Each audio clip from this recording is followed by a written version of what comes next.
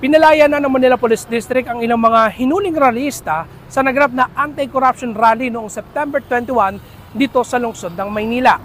Yan ay matapos na magpalabas ng release order ang Office of the City Prosecutor Manila para sa ilang mga individual na kinasuhan at inaresto kasunod ng naturang rally.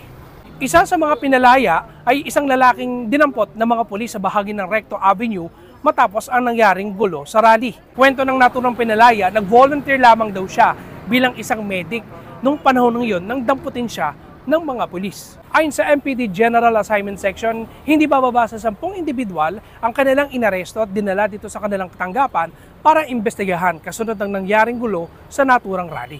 Bago rito ay naghain ng 3 grupo ng mga abogado ng mosyon sa Office of the City Prosecutor Manila para hilingin na ibasura yung mga isinampang kaso sa mga rallyista at palayain ng mga ito dahil kanilang iginiit na walang warrant ang pag-aresto sa mga naturang individual.